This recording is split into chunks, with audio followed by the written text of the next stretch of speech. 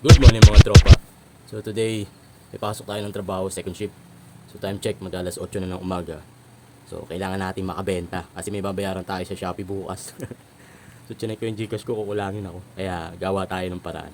So inisip ko ano yung mga bibenta natin ngayong araw. Kaso medyo matumal kasi nga yan ang problema kapag napapahinga kayo o matagal kayong hindi nagbenta ulit. So yung mga customer mo, yung mga buyer mo, nagsisialisan, naghahanap ng iba. Kasi kung reseller nga din naman sila, kailangan tuloy-tuloy din yung mga binibenta nila.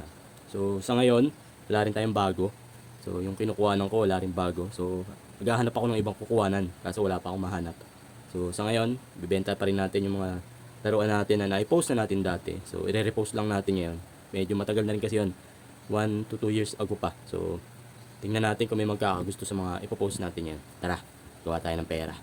So try ko ibenta ngayon itong mga ano natin mga tropa. Yun, yung ating mga Hot Wheels. Iyan, Hot Wheels. Madami-dami dito. 1, 2, 3, 4, 5, 6, 7, 8, 8. Ang tanong, magkano yung presyo natin dito? Ayan. So, bago ko i-post yan, check ko muna yung presyo. Baka malugi tayo kasi mahal ko nakuha to, mataas. So, hindi ko siya pwedeng ibenta ng mura. Kailangan kumita tayo kahit paano. Ano pa ba? So meron tayo dito mga ano to, keychain. Yan. So, benta rin natin yan. Yan, itong mga to. Yan, Naruto. Ano pa?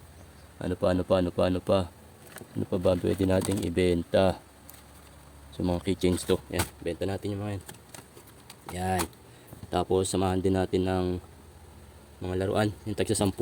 Yan, ito muna sa ngayon. Sana may bumili. Tapos try ko rin ibenta to mga tropa. So nagko-collect kasi ako dati ng mga ano. Naalala nyo ba to? Yung sikat na sikat pa yung Blu-ray. Kaso pirated lang to mga to. Naka-case pa yan. Lahat yan, goods yan lahat. Ang dami oh. Dami ko na ano. Try ko pa 20-20. Tingnan ko kung may papatos. Yan. 'Di ba? May pera talaga sa basura.